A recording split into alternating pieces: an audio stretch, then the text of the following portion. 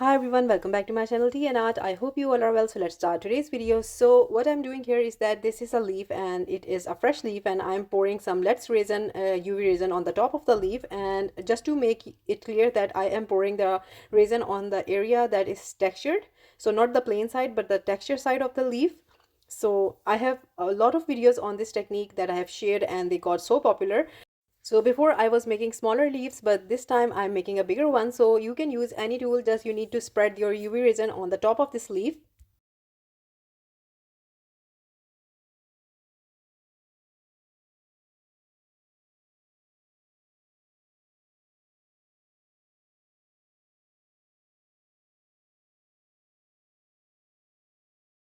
Just make sure that it is all over the leaf, and after that this will go under the UV lamp. So for my UV lamp I'm using Let's Resin lamp, and this is so perfect for curing your, because it has two sides. At the moment I'm just using one side, but there is another side that fits underneath, and so both sides can get cured at the same time. But in my case there is a leaf, so it doesn't matter. So it is under the lamp and I will leave this to cure. So I will see you after 2 minutes. So this is cured now. I will link the videos where you can see the process in detail. So I'm just going to remove it. So here I'm just removing it from the surface, and after that, so as this one was a thin leaf, so I had to take it to the sink, and with the steel wool I just rubbed it from the area where there was the leaf, and after that I got the clear leaf. But sometimes the leaf gets off from the UV resin itself if it is a thick leaf. So this was not working in some areas. As you can see, I was able to remove some areas, but some areas was not working for me. So I will be taking this, as I told you that I will be using the steel wool. I will be going to rub this, and this will all easily come up when you are washing.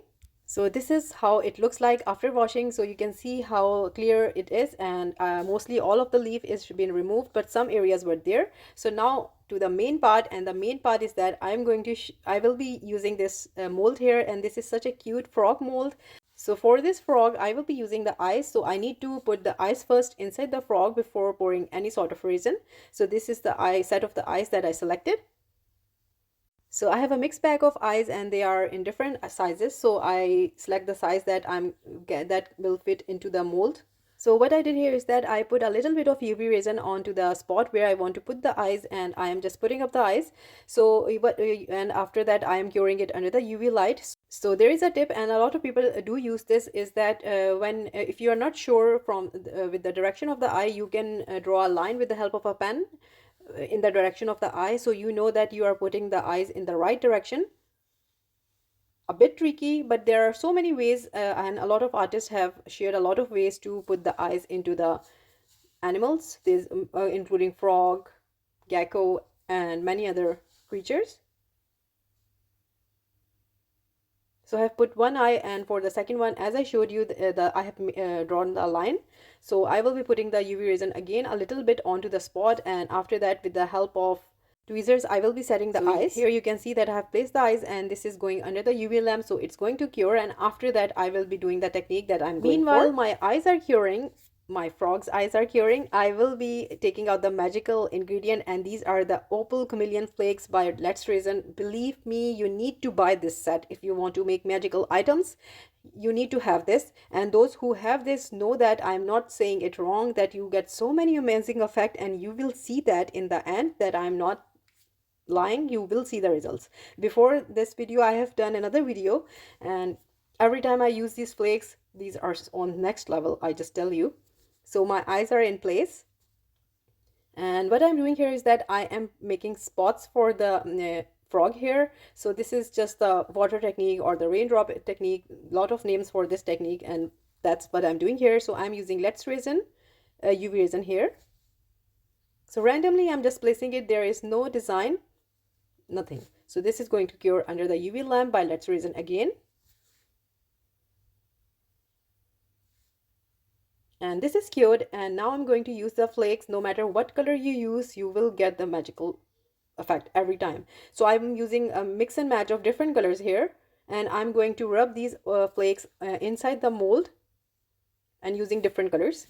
So this is basically what I'm doing here, because I want different effects at different sides.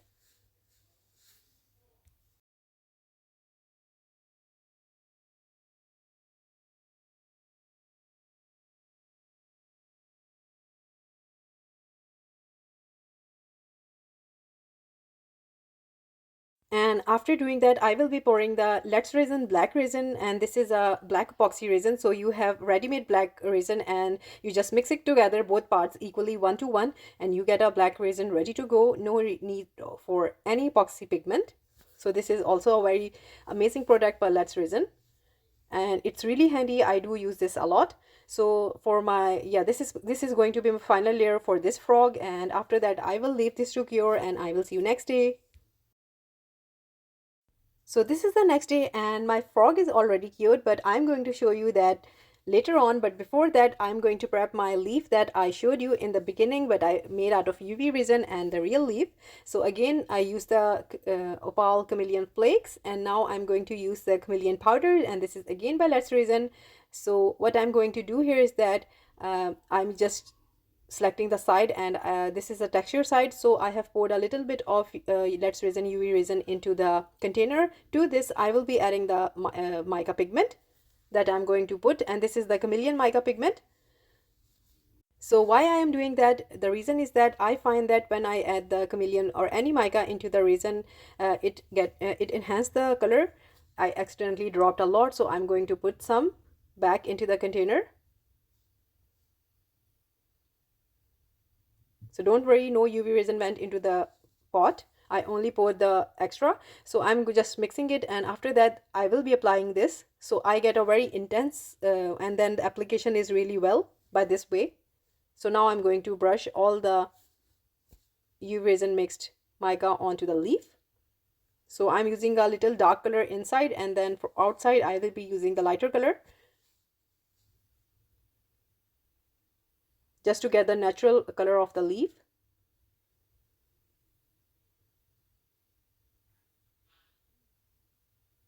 In this way you can make a lot of leaves, and it is really up to you whatever leaf you want. So I get a lot of feedback that why not use a mold, but every time I make a leaf it is unique and no other leaf is similar to this one. So yeah, I really like to create creations that are unique, one of a kind. So this is the reason I always go for this hard work.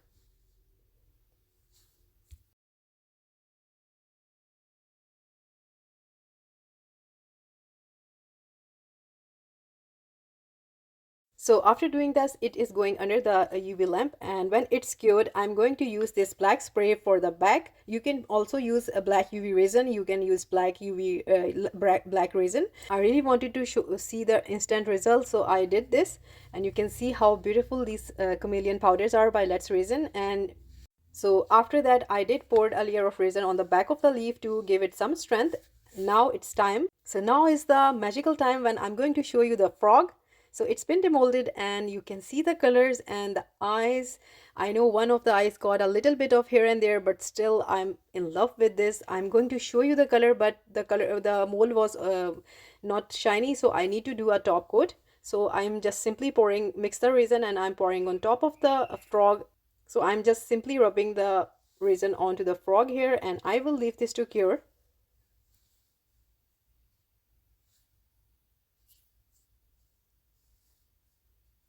Just making sure that I pour the resin everywhere.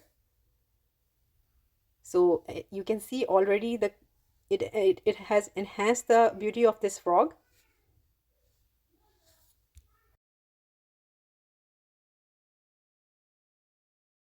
So I will leave this to cure. I will see you next day. So this is the next day and my frog is cured now, and the face is so cute. And now I'm going to put this frog onto this leaf. They are meant for each other. These were two separate projects, but they came together. The leaf was made before there was no frog, and I really didn't know what I had to do with that leaf, but later on everything just settled up. So I'm using this Gorilla Glue, and I'm going to set this frog onto the corner of this leaf. Now it's really up to you however you want to attach these frog onto the leaf. You can put two also. I'm just going with the one. I'm just selecting the place, and when it is dried you just do a top coat and then it's done. And let's see the final look. So this is the final look, and I'm just showing you some close-up. The rest of the video is going to be so enjoyable because I'm going to capture all the colors of these opal flakes, and you can see that this frog is like just an opal, just yeah, something that is so natural. you can see by yourself, I am lost for words. These are just the magic of these opal flakes and the black resin. That's it. And you're just getting, and if nobody knew that what I did use, you had to guess that what is happening here and how I got this effect. So yeah, I have just shared the secret with you.